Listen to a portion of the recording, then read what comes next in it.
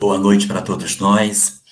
Eu tenho falado muito, repetidas vezes, sobre a questão da importância da família, sobre a valorização desse espaço de convivência para que a gente consiga cumprir com as nossas responsabilidades. A importância do lar, do relacionamento entre as criaturas que Deus nos concedeu nessa existência para que estejam vinculadas à nossa história. Mas hoje, particularmente, eu quero mudar um pouquinho a tônica e falar um pouco sobre a casa espírita. A importância de nós resgatarmos a nossa relação efetiva com o nosso segundo espaço de convivência, o movimento espírita. O céu que encerrou ontem, ele foi, na verdade, um momento assim muito forte para todos nós, para a gente perceber o quanto é bom estarmos juntos, o quanto podemos fazer quando estamos juntos, o valor desse trabalho coletivo que a gente pode realizar. Então, nessa noite de hoje, eu queria pedir que a gente, sem prejuízo do lar, evidentemente, sem prejuízo das nossas responsabilidades mais diretas com a família, que nós reflitamos sobre a importância de retomarmos os nossos espaços no movimento espírita. Que a gente retome as funções presenciais e que nós resgatemos em nós exatamente esse compromisso na divulgação dessa mensagem para os que padecem mais. Observemos, na verdade, a imensidão de pessoas que podem ser beneficiadas com a nossa presença. Quanto luto, quanta dor, quanta solidão a gente tem quando a gente percebe a necessidade de ter um grupo que nos apoie, que nos agasalhe. Assim também as outras pessoas também têm.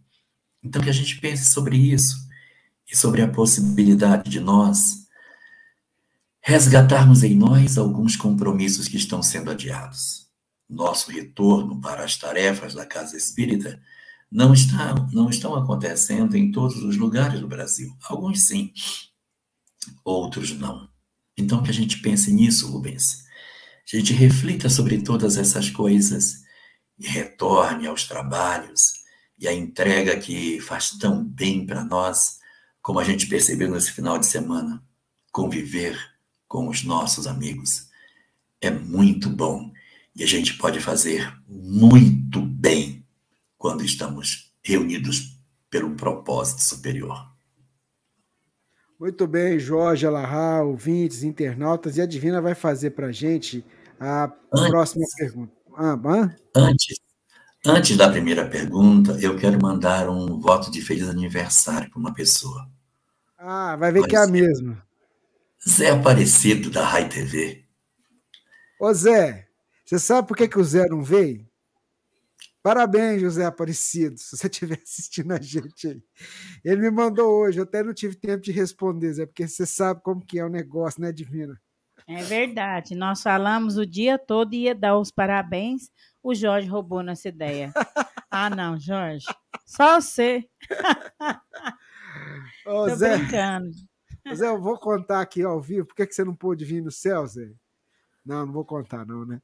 Mas o nosso carinho pro Zé Aparecido, que está à frente da Rede Amigo Espírita, esse parceiro nosso, muito feliz mesmo. E, Zé, não deu para vir agora? O Zé estava com o hotel reservado, né, Divina? É mesmo, Zé? Tava tudo preparado para você. Nossa. Uma delícia de comida, um espaço maravilhoso. Mas se Deus quiser, o ano que vem você vai estar conosco, né, Zé? Parabéns, viu? Parabéns. Nosso carinho para você. É verdade. Muito bem. Mas vamos lá, Divina, a primeira pergunta.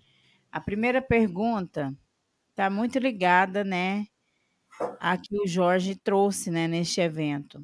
Como não dar espaço para o jovem dentro da casa espírita, lembrando que o espírito não tem idade cronológica? Olha, isso é uma questão assim um pouco delicada, porque É uma balança de dois pratos. É evidente que a gente deve abrir espaço para que a juventude espírita funcione dentro da casa, para que a gente promova o chamado protagonismo juvenil, que eles se sintam inseridos. Mas, ao mesmo tempo, isso não significa dizer que a gente vai abrir as portas da casa espírita para que determinadas atividades que não são necessariamente aquelas que a gente espera que sejam feitas pela juventude se realizem. Então, o que se fala quando quer inserir a juventude na casa espírita?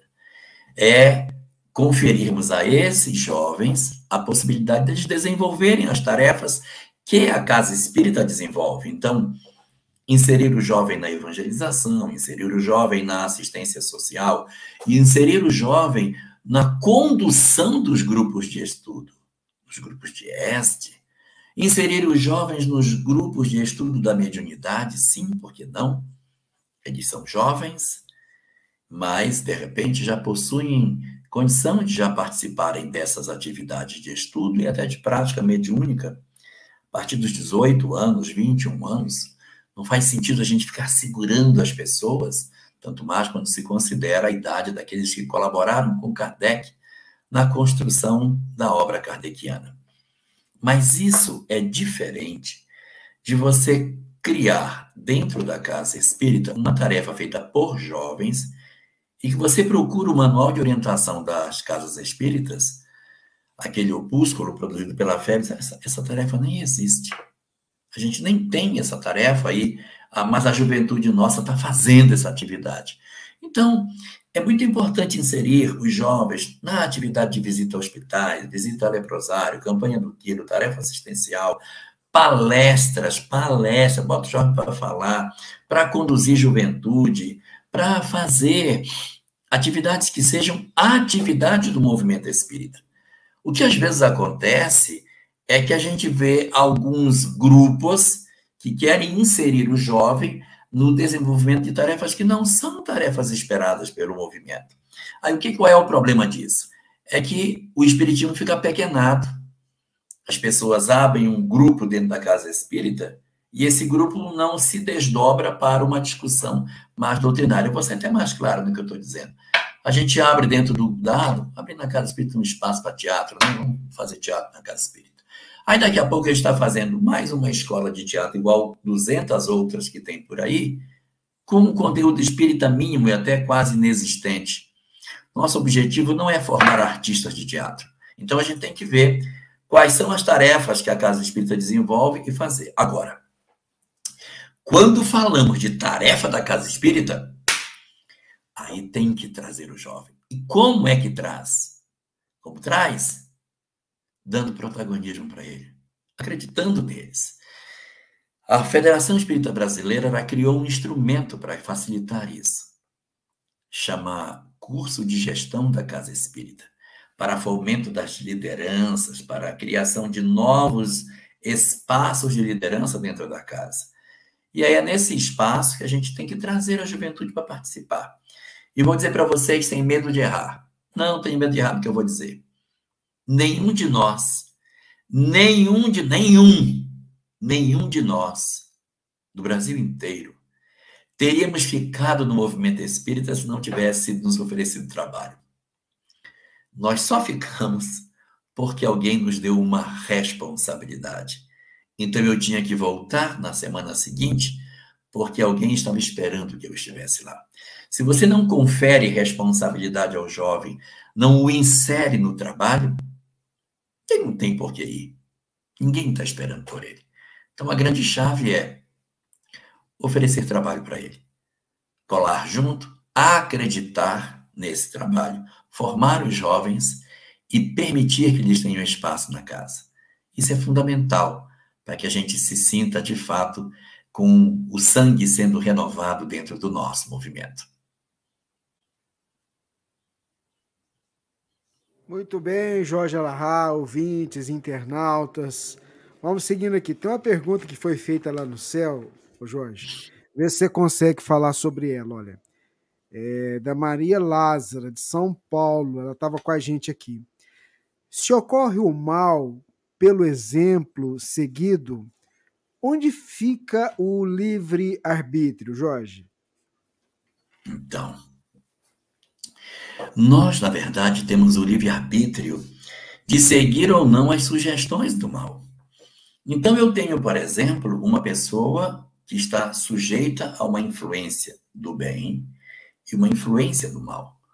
Ocorre que muitas vezes nós somos seduzidos pela influência do mal e acabamos sendo muito mais propensos a nos aproximarmos das sugestões que o mal nos confere, porque as sugestões do mal, elas são mais imediatas, elas nos dão felicidade no agora, a gente fica muito mais alegre, estímulo prazer, enquanto que as preocupações do bem, a realização do bem, a felicidade ela não é imediata, ela é imediata.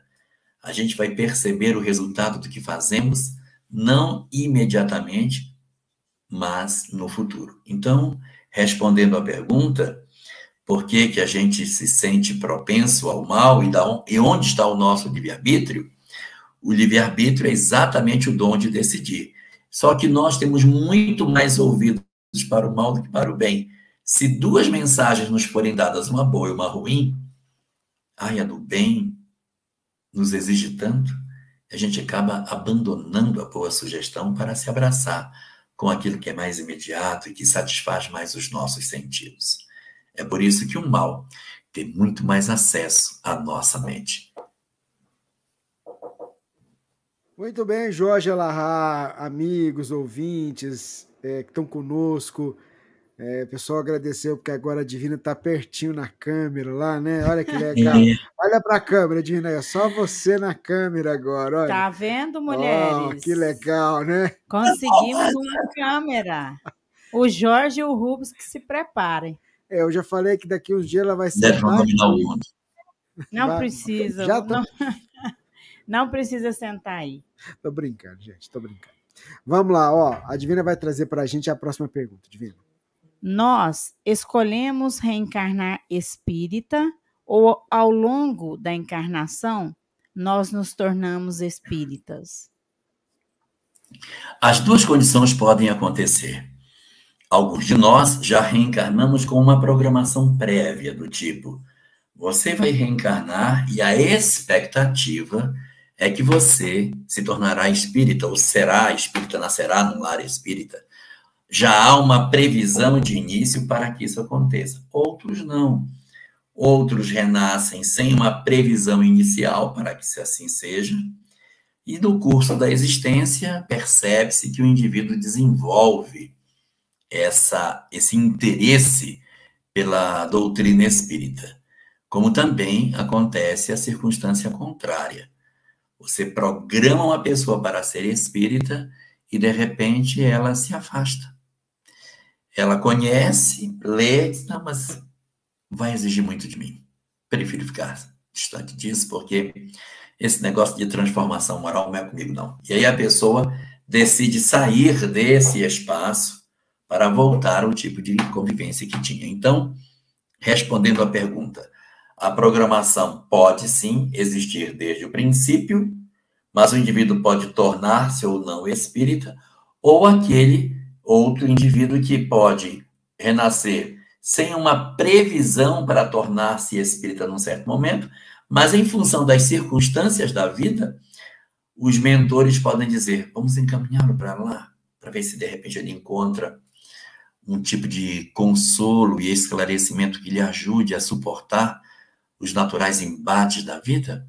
Então, quando a gente percebe que a gente pode tanto decidir antes e depois, e mesmo decidido antes, pode usar ou não dessa condição de ser espírita, percebemos o quanto o livre-arbítrio ele é forte em função das nossas fragilidades diante do planejamento que fazemos.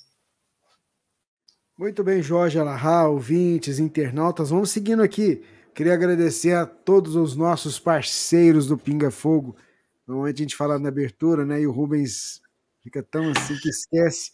FEB TV, Rede Amigo Espírita, TV7, Web Rádio Amigo Espiritual, os amigos do Espiritismo.net, Portal da Luz, pessoal da TV Secal, Ediluz, EDEAC, e os amigos da Casa Espírita Seara de Luz. Nosso carinho por somar conosco.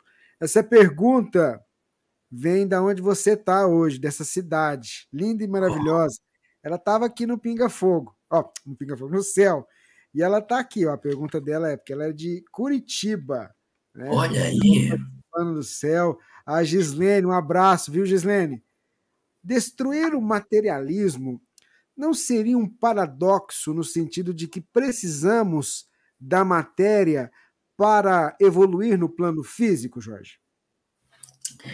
Não, mas o materialismo não é a matéria. O materialismo é um conjunto de ideias que considera que não existe nada além da matéria, que a vida é somente essa que nós observamos. O materialismo é um sistema filosófico através do qual se considera que Deus não existe e que também não existe o Espírito. Ao não existir Deus e não existir o Espírito, o que sobrou? Só a vida material. E essa cegueira sobre o que é a vida, qual é o propósito de tudo, empurra a criatura humana para o vício, para a loucura, para o medo, desequilíbrio, promiscuidade, a ansiedade e uma série de incertezas, porque não há Deus tomando conta de nós e nós caminhamos para a morte e para o desaparecimento. Então, essa ideologia chamada materialismo, ela é a raiz de uma quantidade imensa de desequilíbrios do presente. Então, quando se fala de combater o materialismo, é a ideia de se colocar o quanto que essas ideias elas são equivocadas, não no sentido de assim, não pode, mas é provando a existência do espiritual, provando, evidentemente, a condição de que as nossas existências são mais do que corpo e que Deus, o soberano Senhor, reina absoluto sobre o universo inteiro. É essa que é a questão. O materialismo acha que tudo é fruto de um acaso orgânico, que nós somos apenas meros acasos biológicos. Tá aí, senhor Jorge Alahá, a gente aproveitando, a gente vai pegar perguntas que estão chegando aí, o pessoal da equipe aí, dos voluntários, nos bastidores, está catando aí as perguntas que estão chegando dos vários amigos que compartilham a transmissão, e a gente vai pegar daqui a pouquinho também essas perguntas que estão chegando. Mas a Divina já separou mais uma ali para a gente, Divina.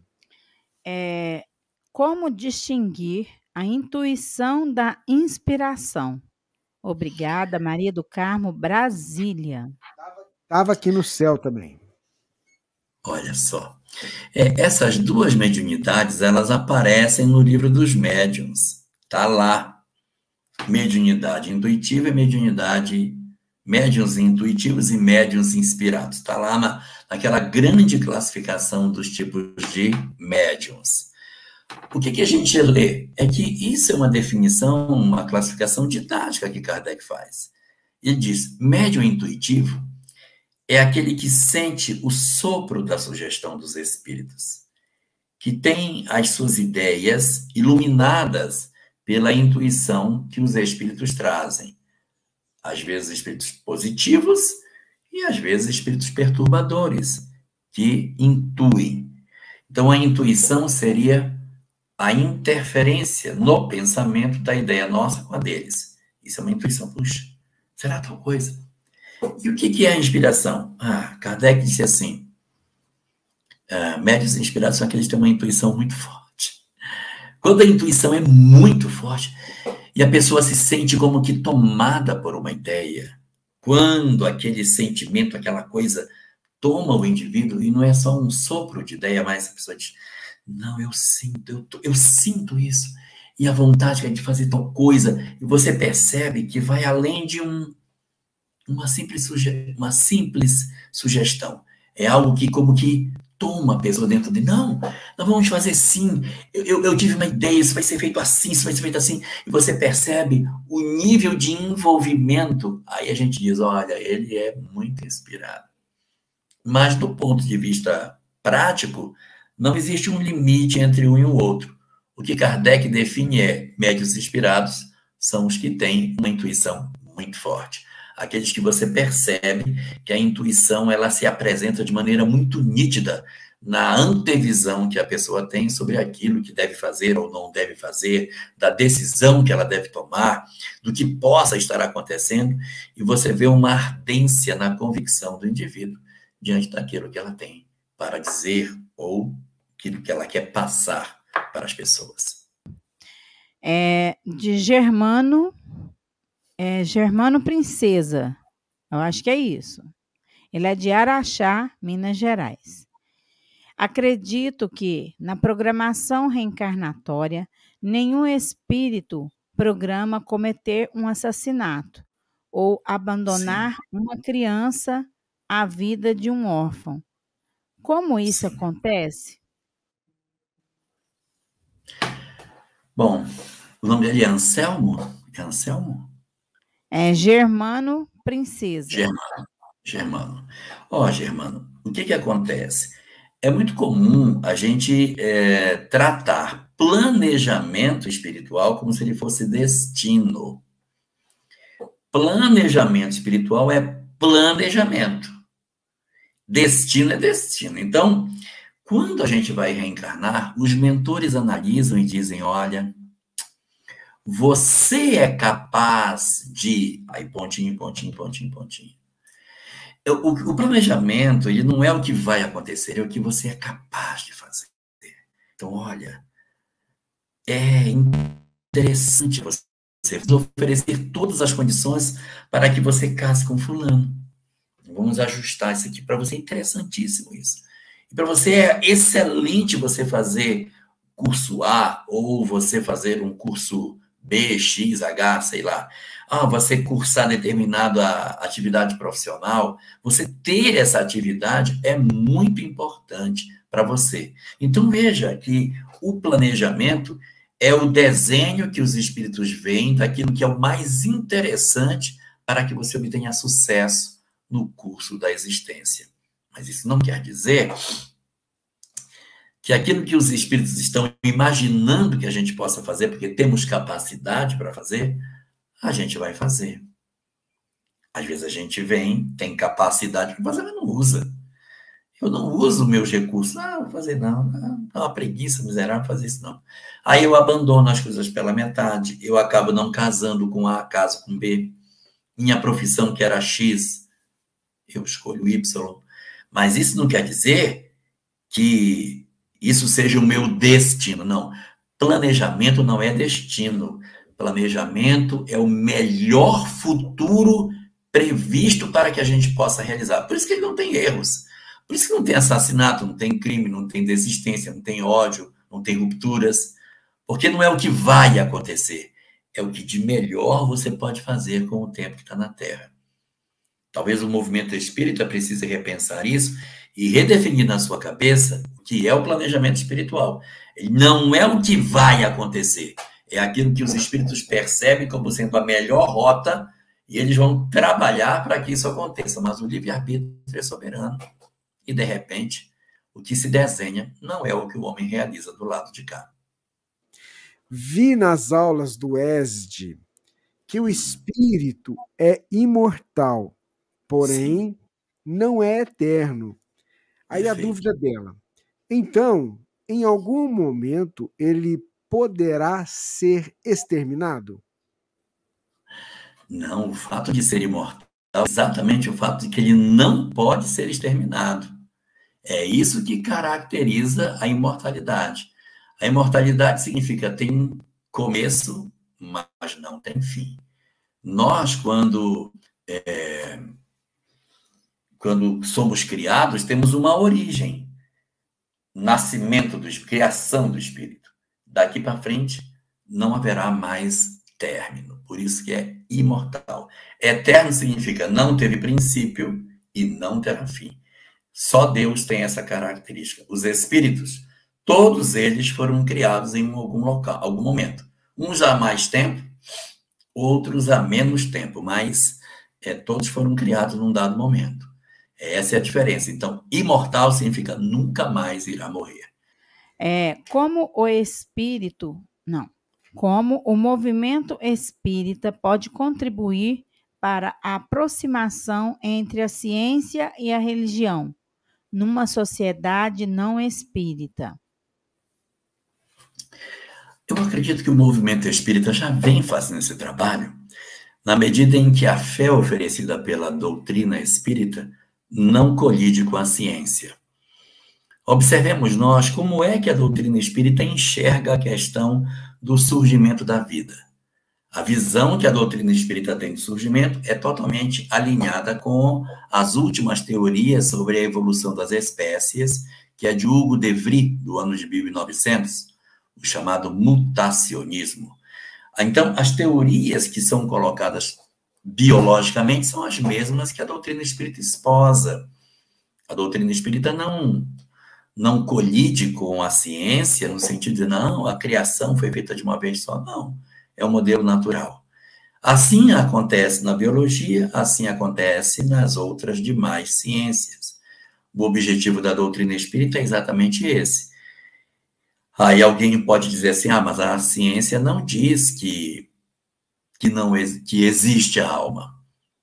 Mas a ciência provou que a alma não existe? Não, a ciência não provou que a alma não existe. Ao contrário, nós temos visto muitos trabalhos comprovando a existência do espírito. Muitos. Só que é curioso isso. Nós estamos provando que o espírito existe há 165 anos. Todo o tempo provando, é ciência atrás de experimento, e a ciência nunca se convence, ela vê o experimento, vê os resultados. Mas eu queria outra prova. Então, a gente vem desde Hydesville com uma série de experimentações atravessando as décadas e os séculos, e a ciência comprova médicos materialistas evidenciando as experiências de quase morte, os processos de regressão de memória pelos psicólogos, um conjunto imenso de experimentações com a mediunidade. A gente prova, mas você sabe, mas não é possível, será que é mesmo? Então, há uma certa resistência da academia nesse sentido. Mas a doutrina espírita, ela tem como seu último dos princípios, ali colocado no item 55 do capítulo 1º do livro A Gênese, a informação de que a doutrina espírita é uma doutrina progressiva, ou seja, ela vai se adaptando àquilo que precisa. E ela também é uma doutrina científica. Se a ciência provar que ela está equivocada em algum ponto, ela se refará nesse ponto para continuar sempre alinhada com aquilo que a ciência já provou que seja verdadeiro. Então, esse é o papel dela. A gente nunca vai encontrar a doutrina espírita lutando contra a ciência para impor as suas verdades sobre ela. Uma conhecida suicidou-se. Ela pode enviar mensagem 2 dias após o incidente?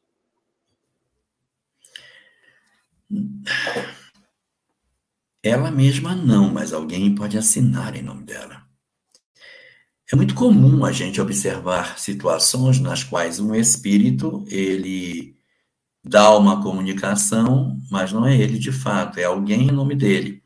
É uma mistificação. De repente, não é uma mistificação quando assim faz, está fazendo no sentido de ajudar. Mas não é uma pessoa suicida, 2 dias depois, está totalmente fora daquilo que a gente tem como referência da literatura espírita. Então, a maior expectativa é que, se aconteceu e assinou-se, e é mediúnico, um espírito foi e assinou por ele. Eu evocaria aqui o capítulo 12, capítulo 11 do livro Missionários da Luz. O caso de Raul, que ele se suicida, e ele fica numa condição muito ruim, muito ruim. Os mentores vão lá, capturam Raul, recuperam, e aí promovem um encontro de Raul com sua esposa, chamada Esther. Ela vai visitá-lo. E quando ela conversa com Raul, ele diz coisas muito arrumadinhas para ela. Ele fala coisas até bem certinhas para quem está tão perturbado. E André Luiz fica impressionado como é que ele, que era suicida, estava dando uma comunicação assim, tão ajustada naquilo que poderia dizer. Aí, quando ele presta atenção, o mentor que tinha promovido o encontro, que era o Alexandre, está magnetizando a mente de Raul, e o que Raul fala é alinhado com aquilo que Alexandre, na verdade, lhe influencia. Mas eu quero lembrar que, nesse caso, Raul já estava desencarnado há muito tempo. E aí é uma circunstância totalmente diferente de 2 dias depois. Uma pessoa não suicida já tem dificuldade para dar uma comunicação 2 dias depois. Um suicida, a chance é muito, muito menor. A gente não vai dizer que é impossível, porque é muito rígido dizer-se isso. Mas a literatura espírita não aponta de forma alguma esse tipo de conduta para espíritos suicidas. Se aconteceu, alguém tomou o lugar dele e deu a comunicação. Aí, aproveitando, Jorge, essa questão, poderia também, talvez, um médium, um vidente, ter a percepção do espírito e, de certa forma, ouvir um relato desse espírito e captar isso também, Jorge, do ponto de vista da mediunidade de vista, vamos dizer assim? Eu acredito mais no médium de desdobramento do que um vidente. É verdade, não, é verdade. Porque o vidente, ele teria que estar na reunião. É O desdobrado, ele vai lá onde ele está e traz as notícias. Porque, de repente, o suicida, 2 dias após o ato, não tem ainda a estrutura para estar presente numa reunião mediúnica. Então, o de desdobramento vai e encontra-o no lugar onde ele estiver, sei lá qual é, tem vários. E aí, amanhã, nós vamos ter uma live para trabalhar sobre isso, sobre o estudo do livro Memória de um Suicida. Vai ser transmitido pelo Web Rádio Fraternidade. Vai? Vai? Ah, muito bom. Tá bom. Vai. Não. Vai, transmite. E aí a gente vai... É momento de se discutir também essas questões. Mas não é típico, não é esperado esse tipo de ocorrência. Até porque a gente já falou aqui algumas vezes, né, Jorge? Existem algumas situações de preparação, tanto para o comunicante, quanto para aquele que vai ser instrumento para receber, né? Então, se você que está aí nos acompanhando pesquisar aí aqui no nosso Pinga Fogo, você vai poder ver, porque não é simples, né? Pegar a caneta e receber, por exemplo. Existe todo um processo para que ocorra essa comunicação. Divina, já está com a pergunta na mão? Sim. Então a Divina vai trazer para a gente a próxima pergunta, Divina. Sendo a revista espírita um laboratório e tendo em vista que nem tudo foi colocado na codificação, posso entender que há coisas que não foram comprovadas e por isso foram descartados? Essa resposta a Denise Lino respondeu lá durante o céu. Acho que foi a única resposta que ela deu. E ela respondeu, isso está lá no céu. Ela tem mais autoridade do que eu para falar sobre revista espírita. Mas a revista espírita, realmente, ela tinha esse papel de laboratório. E a gente encontra, outro dia eu estava até vendo com a Divina, uma discussão que Kardec faz em 1863, sobre expiação. E a gente ficou discutindo sobre isso, e essa conceituação, ela não aporta na obra básica depois. Então, Kardec fazia alguns ensaios filosóficos na Revista Espírita, e depois as contribuições dos leitores, os debates que aconteciam, alinhavam a ideia e diziam, não, isso aqui não é exatamente assim. E aí a gente fica com o quê? Fica com aquilo que está na obra doutrinária. A revista servia apenas como um instrumento para que as ideias fossem debatidas. Era um fórum de debate das ideias para que se construísse determinados conceitos. Esses últimos dias, estivemos no atendimento fraterno. Uma mãe muito aflita, passando pelo atendimento, e ela estava aflita porque ela estava tendo uma questão de dívida devido à cobrança de uma dívida de drogas referente à filha, que ela diz que não sabia que ela era uma usuária. Essa mãe, na conversa do atendimento fraterno, ela diz não poder contar com o apoio da família e que tem muito medo de envolver a polícia nessa situação. Aí, o amigo ou amiga que nos escreveu aqui disse o seguinte: nós procuramos ouvi-la e pedir que ela confiasse em Deus, pois ela diz pensar até em suicídio. Será que o amigo Jorge poderia nos dar uma palavra a fim de que melhor pudéssemos apoiar essa irmã? E talvez, Jorge, isso seja um problema mais comum do que a gente possa imaginar. É muito comum. Esses fenômenos de drogadição que caem nessa circunstância, eles geram um processo que é chamado tecnicamente de codependência. Eu tenho uma pessoa que é dependente químico e a família está codependente, ela está atrelada no mesmo problema, porque ele se droga, está arrastando a família toda para dentro de uma circunstância que, se não for tomada uma providência, daqui a pouco está todo mundo na penúria, porque ele vai levar o dinheiro, ele vai levar tudo que tem, ele vai começar a vender as coisas da casa, vai vender televisão, vai vender a lâmpada, vai vender o vaso sanitário, as janelas, vai vender o chuveiro elétrico, ele vai vender o que ele tiver pela frente. Desespero para conseguir a droga faz com que ele venda qualquer coisa. Aí depois parte para o crime. Não tenho, então eu vou tomar de alguém para vender o que esse alguém tem por pouco ou quase nada para conseguir a droga que eu quero. Então aquilo vai arrastando e a família, para não ver a pessoa cometendo o crime, vai bancando essa circunstância. Então esse processo é chamado de codependência. Existem famílias que têm até um pouco de recurso econômico que possa dizer, não, eu até posso manter um pouco disso. Mas tem famílias que não têm recurso nenhum. Não tem recurso nenhum. Se o filho enveredar por esse caminho, eu não tenho como dizer assim, não, eu vou garantir. Não tem recurso nenhum. E isso é muito doloroso, porque nessas condições de recurso nenhum, e aí, o que vai acontecer? É muito difícil que você consiga manter o equilíbrio e o mais provável é que nessas circunstâncias o indivíduo ele vá se envolver com o crime. Então, para as famílias que não possuem recurso, nenhum lastro para conseguir fazer nada, vai ter que ter uma conversa muito séria com ele para ser filho. Você sabe que sua mãe não tem a menor condição de cuidar disso. É muito difícil me colocar o prato na mesa. Se você for tirar o dinheiro daqui, você vai nos tornar ainda numa condição de mais dificuldade do que a gente já tem. E tentar colocar isso para ele. O que vai acontecer? Ele não vai ouvir. Por quê? Porque quando você está drogado, ou está dentro de um processo de drogadição, a racionalidade não entra em jogo. Ele diz, não, tudo bem, tá, eu não vou pedir para deixar, mas ele faz. É uma característica do adicto ele não conseguir ter pena das pessoas que ele explora. Ele não tem pena.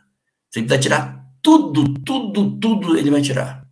E não é porque ele é mau, é porque ele tem a fissura da droga. E vai existir essa circunstância que eu não tenho recurso nenhum, não tenho como mantê-lo, e ele vai, evidentemente, ou vai vender as coisas da casa, ou vai se voltar para o crime logo de princípio. Existe um grupo de apoio terapêutico chamado Amor Exigente. Pode oferecer boas soluções. É um grupo que reúne pessoas exatamente na circunstância em que a gente não está mais conseguindo lidar com as exigências que a droga está promovendo no esfacelamento da família. Nessas circunstâncias, a família, muitas vezes, até ela se esfacela, porque o pai pensa de um jeito, a mãe pensa do outro, e como eles não conseguem se entender por conta do filho que é drogado, a família acaba rompendo por conta dele. Então, além dele destruir a vida dele, ele acaba destruindo a família como um todo, às vezes separa os pais, joga os pais contra os outros irmãos, é bem complicado. Então, uma ajuda desse grupo terapêutico Amor Exigente pode ser interessante. Ah, mas na minha cidade não tem. Entre na internet, procure Amor Exigente, baixe a cartilha, dê uma lida, vai ajudar nas regras que eles estabelecem, porque ele é amor, mas é exigente. Então, você vai negociar com ele e não pode abrir. O que você negociar, se você fizer isso, eu vou fazer tal coisa, não pode voltar atrás. Então, por amor, a gente tem que ser exigente. E existem famílias que têm mais recursos, que têm uma condição melhor. As famílias que têm mais condição, elas têm uma alternativa que é, na verdade, eu não estou nem falando dos processos de internação, que isso aí vai depender da condição, né, que às vezes é interna pelo Estado, né? Mas os que têm mais condição, tanto podem fazer a internação numa clínica privada, vão conseguir pagar uma clínica dessa natureza, como também podem fazer assim, dizer, ó, você está roubando em casa, está mexendo, está tirando, não dá mais para você conviver aqui, não tem como a gente viver desse jeito. Então, a gente vai arrumar um lugar para você ficar, que não vai ser aqui. Então, cria um espaço para ele viver, para que a família tenha paz. Senão ele vai roubar a paz de todo mundo. Ele vai levar as coisas dos irmãos, as coisas dos pais, da família, vai roubar o carro, vai roubar tudo que tiver. Ele vai levar tudo. Então, se chega nessa circunstância e a pessoa tem um pouco mais de recurso, ela pode dizer, olha, eu vou, então, fazer o seguinte, vou construir um lugar aqui atrás, você vai ficar morando aqui, ou não é aqui, você vai ficar noutra casa, vou te dar um outro endereço, vai ficar lá, e ali você vai viver. Aqui você não pode ficar mais, esquecer. E aí, uma reunião familiar é muito importante nessa hora, para que a família possa decidir isso coletivamente. Como é um fenômeno que vai influenciar a vida de todo mundo, os pais não devem se trancar no quarto, o que a gente vai fazer? Vamos mandar ele embora, vamos expulsar ele de casa, vamos deixar ele em casa. Aí, interfere na vida dos outros irmãos, interfere. Tem que sentar. Reunião de família. O que é que a gente vai fazer? É uma decisão colegiada para poder depois, no futuro, dizer assim, não, nós decidimos dessa forma. Nós pensamos coletivamente nesse sentido. Então, essa decisão tem que partir da família como um todo.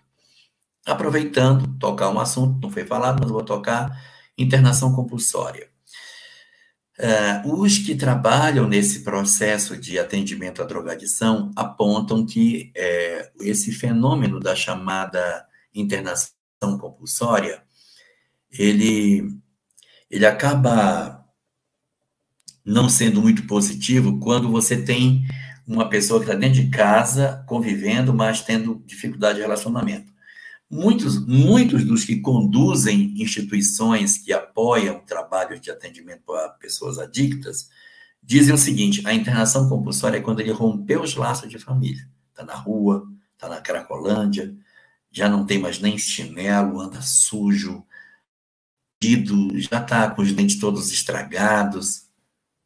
Internação compulsória, perdeu a concessão, aí a família vai internar. Quando ele está em casa e ele não interna, a experiência demonstra que quando você faz a internação compulsória, ele fica com raiva de você, ele não queria ir, abandona o tratamento e ocorre uma arranhadura na relação.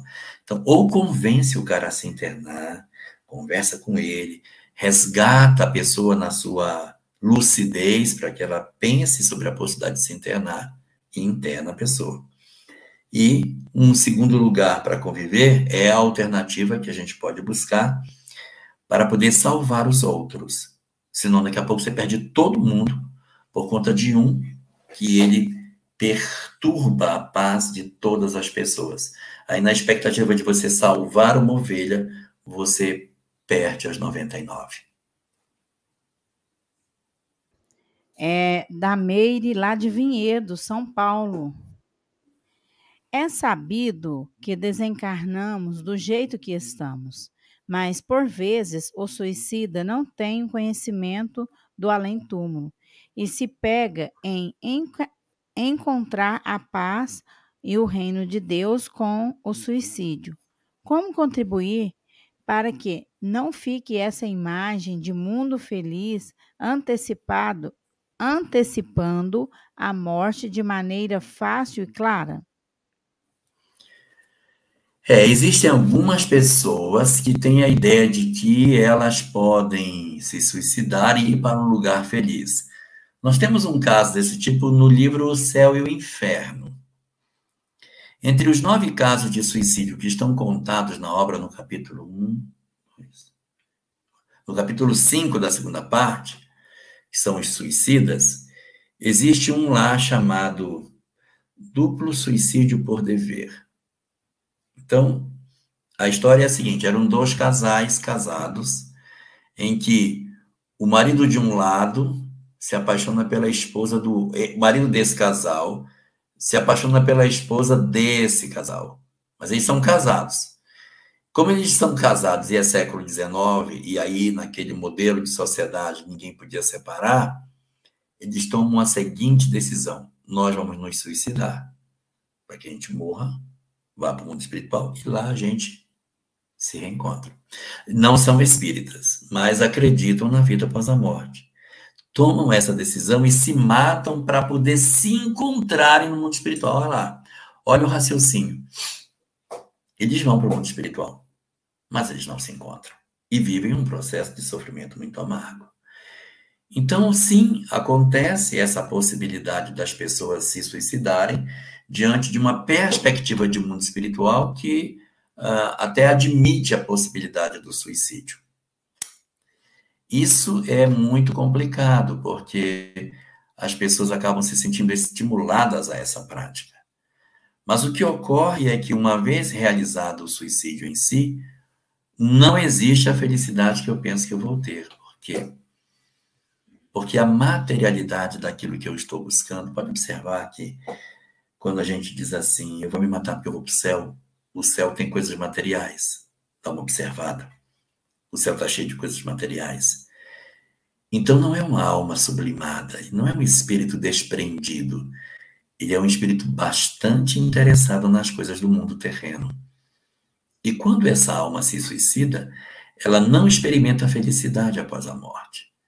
O que diz a doutrina espírita é que o estado da compreensão da perda da oportunidade, a ruptura do fio da vida, promove um abalo muito profundo no espírito. E esse abalo retira da criatura a possibilidade dela ficar tranquila após o ato do suicídio, mesmo que ela esperasse ter um paraíso após a morte. Então, ainda mesmo os casos daqueles que têm uma perspectiva feliz não vão encontrá-la. O livro Céu e Inferno, com o caso do duplo suicídio por dever, é um bom exemplo disso. Eu esperava um céu de venturas, porque cumpri com o meu dever, não traí minha mulher e me matei para poder estar com a outra, e acha-se que está certo, mas ao se perceber na outra circunstância, a criatura naturalmente, por conta da própria lei de causa e efeito, que reside na nossa consciência,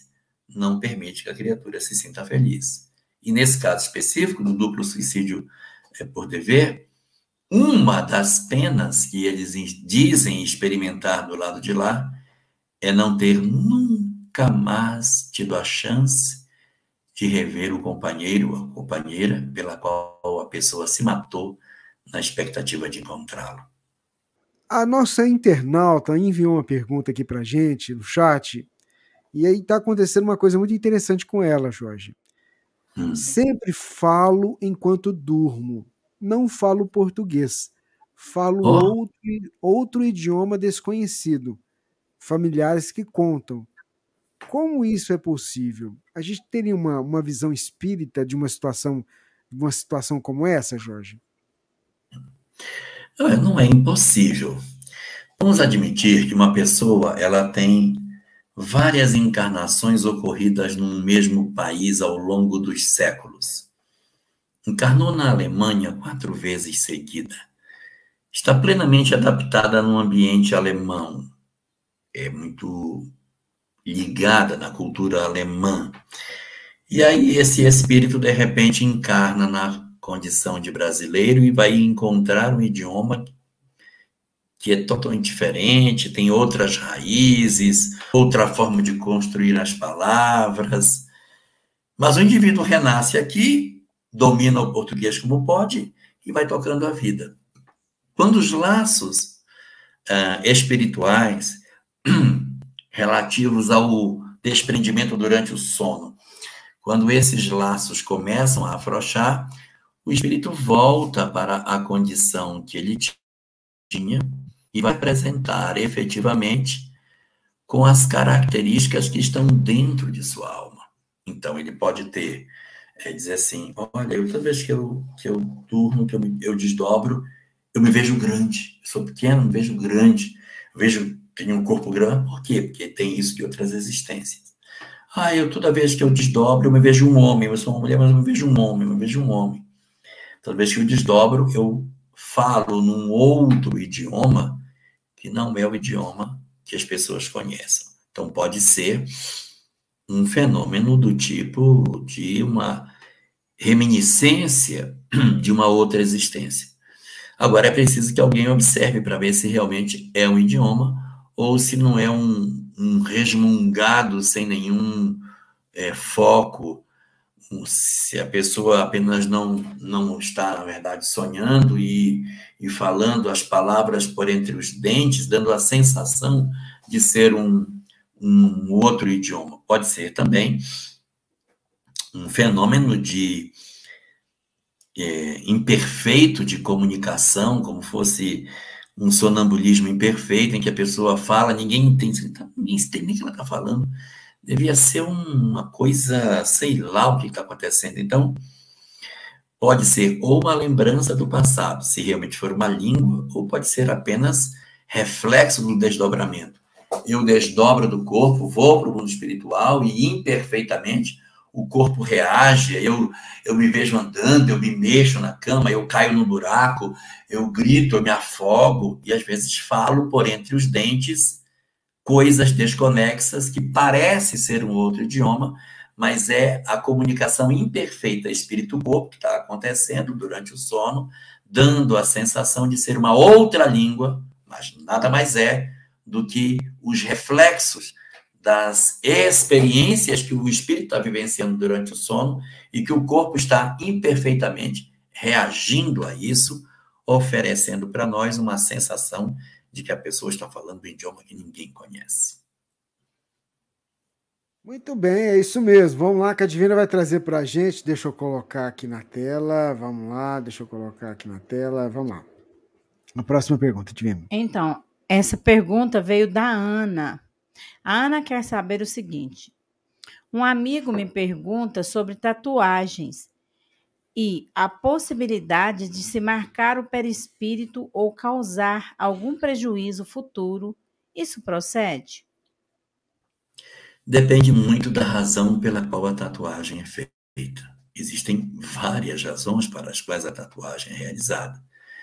Existe, por exemplo, a tatuagem terapêutica. A pessoa, ela tem uma mancha na pele, aquilo incomoda demais, ela tem uma autoestima muito baixa, porque a mancha que ela tem na pele faz com que ela tenha a sensação de que todo mundo, quando olha para ela, olha para a mancha. Então, ela vai num tatuador e diz: tatua minha pele para que esse pedaço fique com a mesma cor do outro. E aí, tatua e a pessoa sai da condição de autoestima. Então, nessas circunstâncias, é uma tatuagem. Mas o que está sendo feito é um processo completamente diferente. Nós temos tatuagens que são feitas para relembrar pessoas ou ocasiões marcantes na vida, uma operação cirúrgica, um câncer que a pessoa atravessou, um período de uma doença muito grave, a pessoa vai lá, aí tatua um coração batendo, tatua alguma coisa. Ou um ente querido que desencarnou, a pessoa vai e faz o nome dela, tatua algo que relembra o ente querido. São tatuagens com esse tipo de propósito. Existem as tatuagens que são feitas por um aspecto estético, a pessoa acha que fica mais bonita e coloca a tatuagem para que ela se sinta mais pessoa, mais elegante, mais charmosa, mais atraente com a tatuagem que ela vai usar. Existem outros que se tatuam para afrontar. Eu tatuo para escandalizar. Eu tatuo para que as pessoas me percebam.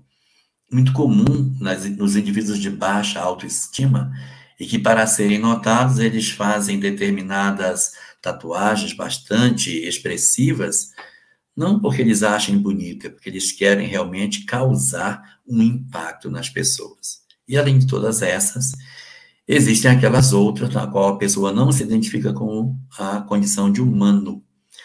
Então ela se tatua ou ela se mutila para aparecer com uma outra coisa do ponto de vista físico que ela não é. Então ela mexe nos dentes, deixa os dentes apontados, coloca manchas na pele como se fossem as manchas de um determinado animal, uns implantam cauda, implantam chifres. Esse último caso é muito razoável imaginarmos que o espírito deseja se ver assim. Então, o que é mais esperado nesse caso? Que o indivíduo se transfira para o mundo espiritual, levando todas as características da tatuagem que ele tem, porque isso é o desejo dele, ele quer ter essa forma. E isso tem muito a ver com os resquícios que o indivíduo possui dentro de si, do seu corpo mental. Então, nessa condição última, o mais esperado é que haja um alinhamento do perispírito com essas características. Agora, existem outros que fazem as tatuagens por várias outras razões. E aí não dá para a gente dizer, se tatuou, vai levar para o mundo espiritual essa tatuagem. Depende muito de cada situação. Agora, quando você faz para afrontar, para escandalizar, para promover exatamente uma mutilação em si, no sentido de fazer um processo de escárnio na sociedade, o mais lógico é que esse indivíduo se apresente no mundo espiritual com as mesmas marcas que ele fez do lado de cá. Como o conhecimento vindo dos espíritos pode chegar a mais pessoas sem parecer que seja propriedade de uma religião, mas de toda a humanidade? Pergunta que foi feita lá no céu. Essa pergunta deve ter sido feita na palestra do Simão Pedro, que estava falando das questões 799 a 801, que são a influência do Espiritismo para a marcha do progresso. Acredito que deva ter nascido daí. É muito interessante essa pergunta, e aí eu vou aproveitar para fazer um comentário mais largo, por favor, Rubens. A gente observa que logo no começo do surgimento da mensagem espírita, a palavra espiritismo, ela era usada num contexto diferente do que ela é usada hoje. Então, você vai encontrar, por exemplo, na obra de Leon Denis, expressões do tipo o espiritismo na antiguidade. Não, peraí, não é o espiritismo na antiguidade. São os fenômenos mediúnicos, não é isso? São fenômenos mediúnicos na antiguidade. Não, espiritismo na antiguidade. Espiritismo é espiritismo. Mediunidade é mediunidade. E aí, complicado, mas existem algumas coisas assim. Se você perceber, a segunda parte do livro dos Espíritos chama como? Vida espírita. Não é vida espírita, é vida espiritual, mas o nome da parte é vida espírita. O mais correto é que fosse vida espiritual. E considerando que a obra é de 1857 e tem essa pergunta lá dentro dizendo qual a influência do espiritismo na marcha do progresso, a gente fica pensando, se o livro foi para o prelo antes dele ser produzido, e a pergunta estava lá dentro, e se a gente diz que o espiritismo surgiu quando a obra foi publicada, de que espiritismo Kardec está falando quando pergunta sobre a influência do espiritismo na marcha do progresso? Então, existe, em alguns momentos, logo no começo do movimento espírita, o uso do termo espiritismo para representar as verdades espíritas. A reencarnação, a mediunidade, o mundo espiritual, a mortalidade da alma. Isso são verdades espíritas, mas não são propriedades do espiritismo. Existem diversas doutrinas, diversas na atualidade, que acreditam na imortalidade, na reencarnação, na lei de causa e efeito, no mundo espiritual, na comunicabilidade dos espíritos. Mas não é espiritismo. Não é espiritismo. Mas as verdades espíritas, elas estão na lei da natureza e não tem como fugir disso. Como bem estava colocando o Simão Pedro durante o céu, o que o livro dos Espíritos diz é que o Espiritismo se tornará crença comum. O que é crença comum? Que as pessoas vão saber que ele existe. Não quer dizer que será a crença única. Crença comum é que as pessoas se apropriarão disso. E a gente observa cada vez mais as pessoas ganhando intimidade com isso. E não será uma divulgação apenas pela doutrina espírita, mas a gente vai ver uma série de outras doutrinas, também reencarnacionistas, apresentando conceitos muito assemelhados à doutrina espírita. E o que é curioso, médicos materialistas fazendo experimentações científicas e tem alguma coisa além da matéria. Nas experiências de quase morte, o cara estava morto dentro da sala de cirurgia. Como que ele sabe quem entrou, quem saiu, o que a gente confessou? Ele estava morto, ele não pode. E isso é um fato muito curioso. Outro dia passou na TV, até comentei outra vez no Pinga Fogo, passou na TV, nesses canais de TV paga, um documentário que era sobre vida imortal, vida além da morte, um negócio assim. Tinha vários episódios. Aí um amigo meu veio reclamar, disse, eu não gostei. Disse, por que você não gostou? Porque não falou de Kardec nenhuma vez, falou de um monte de experimento. Kardec não foi citado. Tipo, pois olha, eu gostei de Kardec não ser citado. Porque é sinal de que isso não está circunscrito a um grupo específico de pessoas. Que essa verdade ela está saindo pelos poros do planeta. Que a gente está concluindo essa verdade independente da doutrina. Então, as verdades espíritas, elas caminham numa marcha muito mais acelerada do que a própria doutrina espírita. A doutrina espírita caminha e as verdades espíritas correm. É um documentário esse mesmo, Maria da Luz, um documentário numa TV fechada, TV paga, que é sobre imortalidade. Outro dia até procurei e não achei mais. E isso é muito interessante, porque a gente está vendo a verdade espírita se tornando crença comum.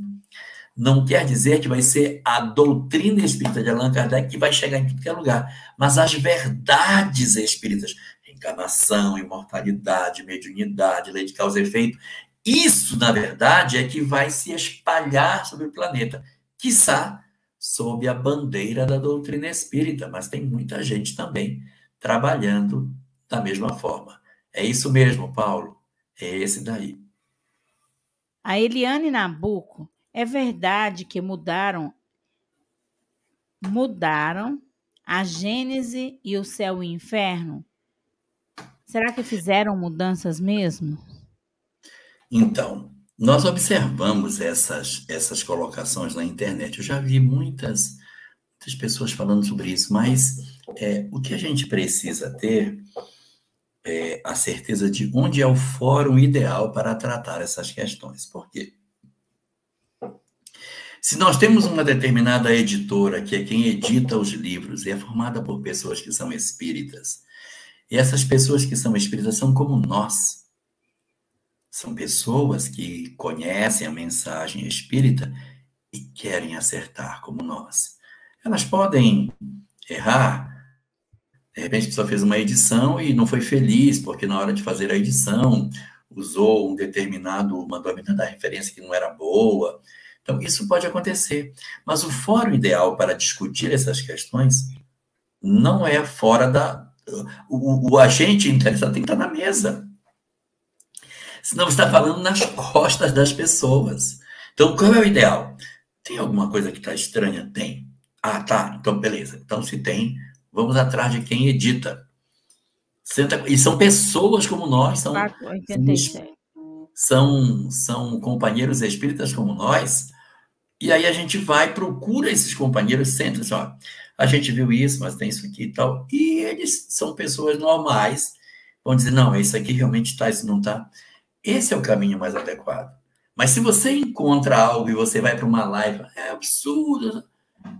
Qual é o aproveitamento que a gente tem disso? Além de eu não resolver, eu corro o risco de falar aquilo que não seja verdade.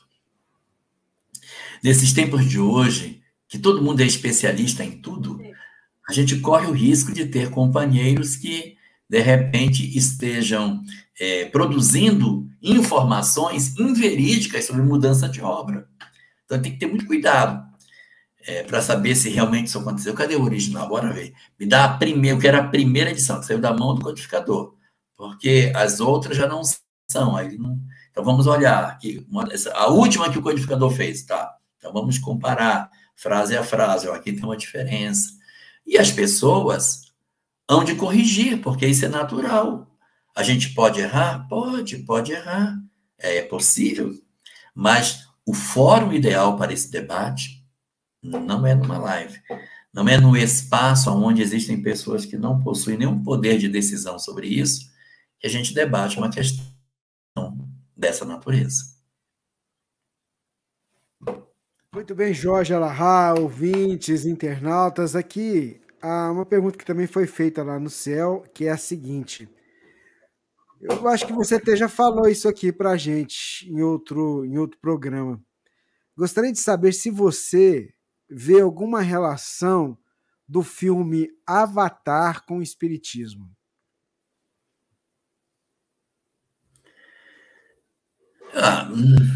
A gente acaba tirando algumas conexões, porque a gente tira, né? Eu posso fazer algumas que eu vejo, mas eu não estou me apoiando em nenhuma obra doutrinária, estou me apoiando na minha visão pessoal, que pode estar completamente errada. Mas, por exemplo, nós evoluímos dos primatas, né? Nossa evolução saiu ali dos primatas, antropóides, deu origem ao homem. Eles evoluíram dos felinos. Então, isso é um negócio interessante que vai ao encontro do que está disposto em uma das obras de Herculano Pires, que diz que a espécie humana foi a primeira que se tornou consciente no planeta. E que, no futuro, outras também hão de se tornar conscientes. Hoje está só a espécie humana consciente, mas se os animais estão evoluindo, vai chegar um momento em que outras espécies vão ganhando cada vez mais inteligência e vão se tornar conscientes. Então, a gente vai ter mais de uma no planeta. Não vai ser para agora. Vai ser outra espécie a se pronunciar. Bom, essa é uma. Uma outra coisa que a gente vê é que a gente não precisa de tanto cientificismo para evoluir. É uma sociedade que não tem a tecnologia que a gente tem, mas conseguiu encontrar as portas para uma visão totalmente diferente da forma de se organizar e vive de maneira alinhada com o bem. Mas eles não têm a tecnologia que a gente possui. E aí, quando o homem chega, você vê claramente a distância do comportamento que existe entre aquilo que o homem faz e aquilo que aquela espécie lá do planeta Pandora fazia. Então, aqui a gente encontra essa questão. Um outro ponto seria a pluralidade dos mundos habitados, a possibilidade de que em outros lugares isso possa acontecer. Em outros lugares do universo, a vida está se expressando. Agora, não podemos esquecer que a obra Avatar é uma obra de ficção, não é uma obra espírita, a gente vai procurando assim essas conexões, mas evidentemente não é esse o ponto que a gente deve encontrar, porque ela não tem nenhum compromisso com a doutrina espírita diretamente, porque uma outra parte interessante, a parte da espiritualidade, né? Bacana, a mediunidade que eles têm ali, conexão com os animais, é muito bonita. Mas eu acho que existem outras obras muito mais próximas daquilo que a doutrina espírita coloca para nós. A obra Sexto Sentido, uma obra Ghost, Sexto Sentido, Amor Além da Vida, são obras de Hollywood, não estou nem me referindo às brasileiras, que já saem com um carimbo de ser uma obra mais próxima da doutrina, mas são obras que saem de uma outra fonte e que tem uma aderência interessante com os princípios que a doutrina espírita esposa. A próxima pergunta é de Elizabeth Gomes. Boa noite, Jorge. Um parente teve um bebê recentemente e o bebê nasceu sem os dedinhos do pé esquerdo, Como explicar isso na visão espírita? Todas as experiências da existência humana, elas podem ser provas, expiação ou missão, à exceção da doença mental. Uma criança pode nascer com um defeito físico nos pés, nas mãos, em qualquer outro lugar onde, de repente, se esperava uma determinada característica e apareceu outra, sem que necessariamente seja por conta de uma dívida do passado. Existe uma tendência muito grande das pessoas dizerem, fulano nasceu com uma deficiência, então deve para a lei. Se tem, o corpo físico não é perfeito, então deve para a lei. E isso não é, porque é certo que existem muitas situações em que o espírito renasce com uma deficiência física e que isso está relacionado com o passado. Em outra existência, realizou alguma coisa que mutilou o corpo espiritual.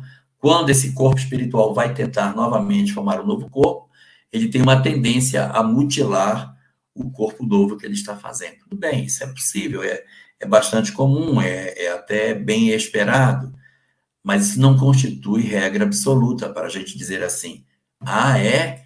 Então quer dizer que se a pessoa nasceu com determinado problema ou tem uma doença depois de adulto, é porque deve? Não.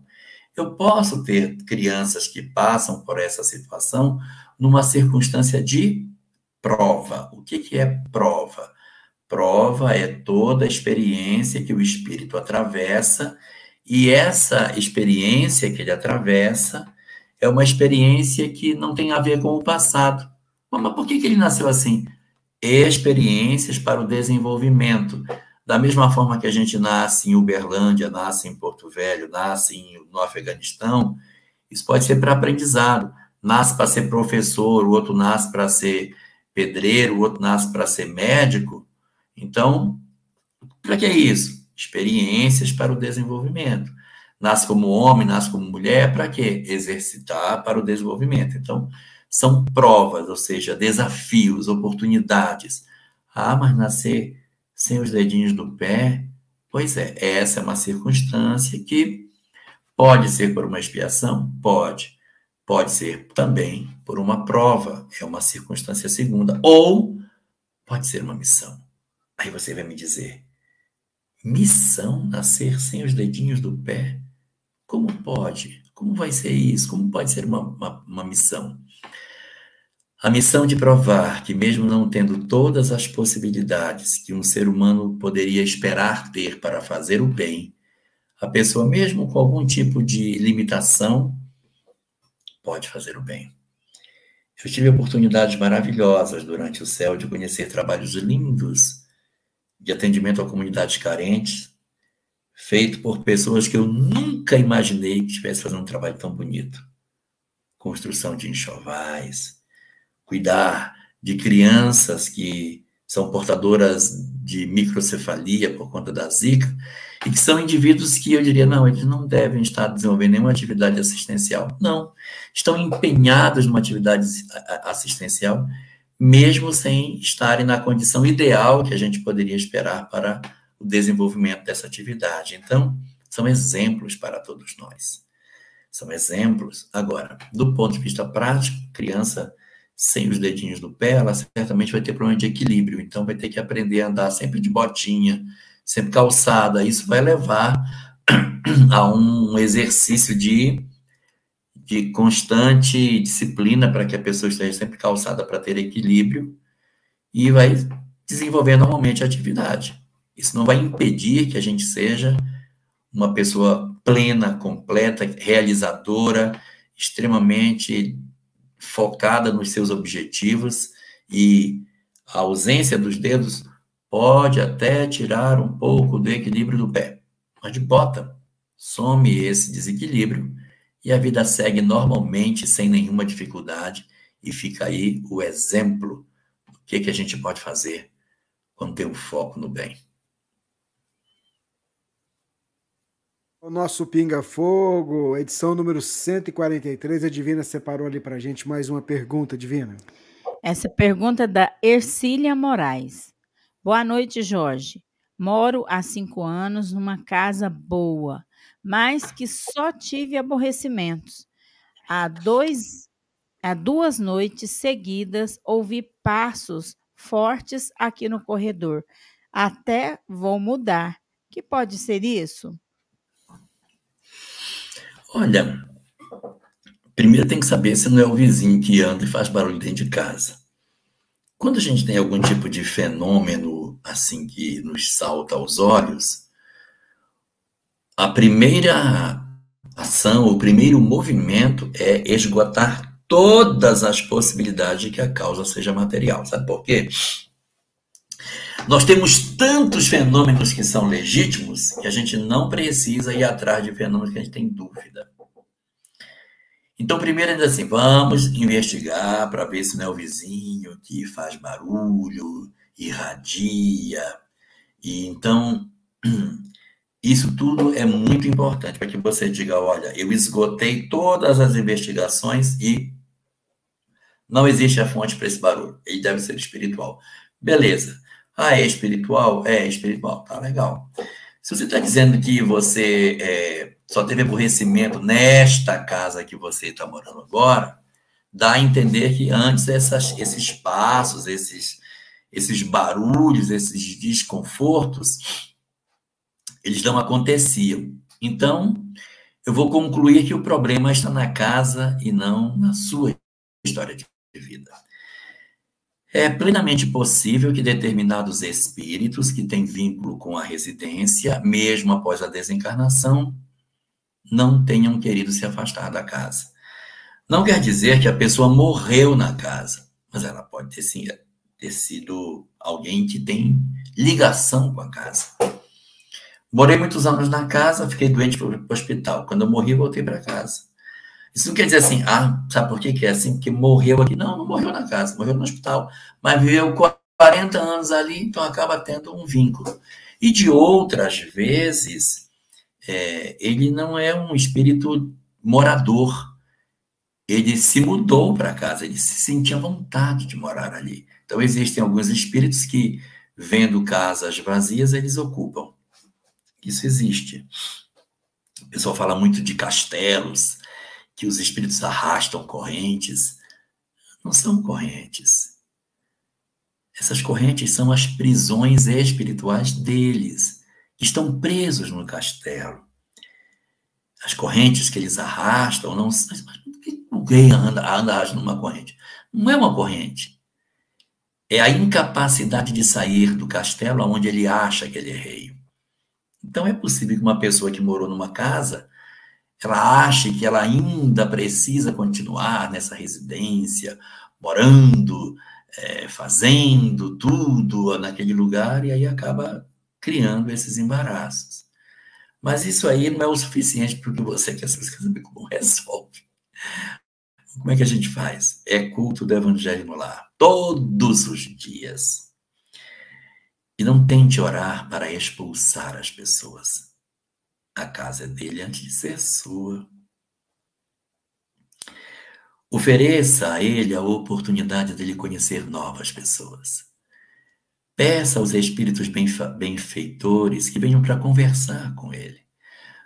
Não ore assim, eu quero que tire essa entidade que está me perturbando, que leve, aprisione. A gente não ora desse jeito, porque você provoca só irritação. Rogue para que os espíritos bons venham visitar sua casa, trazer bons fluidos, derramar bênçãos em todos os compartimentos e promover o processo de acolhimento das entidades que estão ali. A gente nunca confronta com espíritos. A gente oferece o que a gente tem de melhor, que é o amor. A gente nunca deve fazer uma atividade querendo apresentar uma ameaça, um processo de medição, não se mede força com o espírito. A nossa força vem do amor. Então a gente pede bênçãos para eles e para nós, o melhor para eles e para nós. Pede aos espíritos que conversem com eles, que os leve para rever os parentes que lhes esqueceram. E aí eu sugiro a você criar um momento de oração diário na sua casa. Cria. Ah, como faz bem um momento, uma página pequena, uma leitura de uma mensagem. Não precisa ler o Evangelho segundo o Espiritismo. Lê uma página alemã, aqueles livros que você bem sabe qual é. Lê uma página. Depois você faz uma reflexão sobre o conteúdo e faz uma prece e envolve todas as entidades que possam estar ali morando. A expectativa é que isso facilite o trabalho de atendimento dos espíritos e eles consigam fazer o acolhimento daqueles que ali estão. Vamos lá. Então, vamos lá. Vamos fazer a nossa prece, então.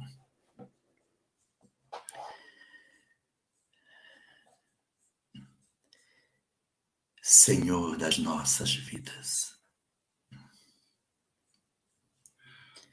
os nossos corações se reúnem, Senhor, para te falar da nossa gratidão por tudo que nos ofereceste nesta existência. Pelas bênçãos que nos deste, a fim de que pudéssemos retornar ao planeta e termos uma nova oportunidade de, através dela, conseguirmos cicatrizar as feridas que ainda sangram na intimidade das nossas almas. Conferiste aos nossos corações a oportunidade bendita do lar que nos ofereceste, que através da mensagem espírita conseguimos percebê-lo como sendo o lugar ideal para a transformação das nossas almas, como sendo o espaço de convivência perfeita para o desabrochar das virtudes que não conseguiríamos alcançar sozinhos, sem o exercício da convivência com aqueles que dividem conosco o estreito espaço do nosso lar. Agradecemos-te assim, Senhor, pela família que tu nos concedeste, pelo corpo que tu nos deste. Mas soberanamente te agradecemos pela oportunidade do contato com a mensagem espírita, que, se fazendo luz sobre os nossos caminhos, permitiu que agradecêssemos o corpo que temos ainda diante das inúmeras imperfeições, das diversas limitações, das inúmeras fragilidades que ele hoje apresenta, mas que nós, banhados pela compreensão da imortalidade da alma, conseguimos encontrar em nós uma força inquebrantável para superarmos os nossos momentos de tristeza e assim caminharmos, Senhor, na capacidade de vencermos as nossas limitações. Agradecer-te por essa mensagem espírita, através da qual conseguimos bendizer os laços familiares que temos, os exercícios de virtude que nascem a partir das horas que tu nos concedes, para que nós consigamos, no exercício das horas, vencer em nós as nossas lacunas mais profundas. Agradecemos-te, Senhor, por essa mensagem extraordinária que diz nos nossos ouvidos que a morte não existe, que todos aqueles que conosco conviveram e convivem viverão como nós para todo sempre. Agradecer-te, Senhor, por essa doutrina consoladora que nos aponta a felicidade como destino de todos nós, que nos resgata a necessidade do amor, para desabrochar em nós as sementes do amanhã feliz que tu reservas a todos os teus filhos. Hoje, Senhor, de posse de todo esse tesouro inestimável que a doutrina espírita representa, nada temos a te pedir, porque já nos ofereceste mais do que precisávamos. Nos deste mais do que merecíamos. Porque quando nos disseram dos desafios da vida presente, quando nos falaram dos dissabores da existência carnal, das possibilidades de queda e dos inúmeros momentos amargos que a existência nos traria, não nos disseram, Senhor, da aventura que seria a possibilidade de sentirmos a mensagem espírita viva dentro das nossas almas. O extraordinário dom da amizade. A percepção de que somos capazes, sim, de fazermos o mundo melhor. O dom de acreditarmos no ser humano. O dom divino, Senhor, de nos sentirmos teus filhos, de te reverenciarmos a presença augusta nas nossas vidas, de reconhecermos a tua sabedoria inigualável, de entendermos as tuas leis magnânimas e diante das nossas lágrimas e das nossas dores, ainda assim conseguirmos olhar para adiante com os corações tomados de esperança, tomados da certeza de um porvir venturoso e a capacidade de nos agasalharmos nos teus braços em paz, porque reconhecemos nos dons extraordinários, nos frutos saborosos dessa doutrina nas nossas vidas, a antevisão que tu reservas às almas que te servem. Graças assim te damos, Senhor, pelas oportunidades que tu consegues nos conceder de reabastecer as nossas baterias espirituais, para que guardemos os bons momentos nos nossos corações, para que quando vierem os embates da vida, as horas de testemunho, nós tenhamos lastro espiritual nas nossas almas, para poder usá-los e lembrar das nossas horas felizes, para se contrapor aos possíveis momentos de solidão e de tristeza que a vida possa nos reservar. Por esse tesouro de felicidade, por essa mensagem extraordinária, por tudo aquilo de bom que tu nos concedeste, nós nos curvamos diante de ti e nada, absolutamente nada te pedimos. Apenas te dizemos, Senhor, muito obrigado, porque nos deste mais do que merecíamos. Encheste as nossas baterias espirituais com os recursos que nos concedeste do contato com a mensagem espírita e o dom de vermos na prática o exercício do amor derramado sobre as nossas almas. Muito obrigado, Senhor.